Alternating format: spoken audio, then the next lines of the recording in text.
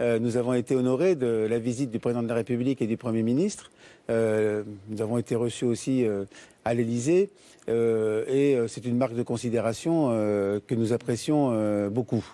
Ceci étant, dans les discours et dans les propositions, nous sommes restés un peu sur notre faim, sur toute une série de sujets qui peuvent paraître parfois des sujets techniques, mais qui en réalité sont des sujets de fond qui concernent la vie quotidienne de nos communes et aussi donc la vie quotidienne de leurs habitants. J'ai besoin de vous. L'arrêté du maire, il s'applique sur le territoire de sa commune. Moi, sur ma commune, comme à Gennevilliers, il n'y a pas d'agriculteurs. Ce que nous avons voulu protéger, ce sont les populations à la fois de l'utilisation des pesticides par les gestionnaires de voies ferrées. Donc d'ailleurs, ceux-ci sont en train d'évoluer rapidement et donc je crois que le problème sera assez rapidement réglé. Et également de l'utilisation des pesticides dans les copropriétés parce que la loi Labbé n'était pas suffisamment précise sur ce plan. La loi Labbé, donc les maires, il y a une intervention que doivent faire les maires pour protéger alors les parce que nous pensons et nous estimons que l'État ne va pas assez loin et assez vite.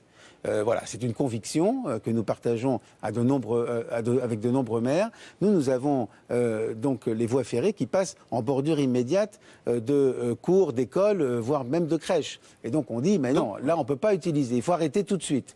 Et donc nous avons pensé que c'était notre responsabilité de le faire.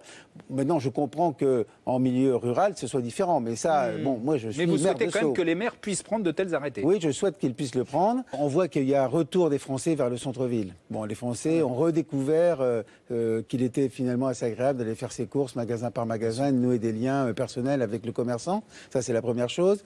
La deuxième chose, ce qu'a lancé le gouvernement de ce point de vue, s'appelle l'Action Cœur de Ville. Bon, quelque chose d'assez positif parce que on essaie d'avoir une approche globale du centre-ville. Parce que le centre-ville, c'est pas que les commerces. Hein. Le centre-ville, c'est aussi des activités culturelles, c'est l'église, si je puis dire, au centre du village, c'est la place du village. Et d'ailleurs, le phénomène des ronds-points a été assez intéressant à analyser parce que finalement, est-ce que les Gilets jaunes, en s'installant sur les ronds-points, n'ont pas recréé une espèce de forum, de place de village, puisque la place du village elle-même était désertifiée. Donc voilà, là, il y a une réflexion et je trouve que nous sommes là plutôt sur une bonne voie.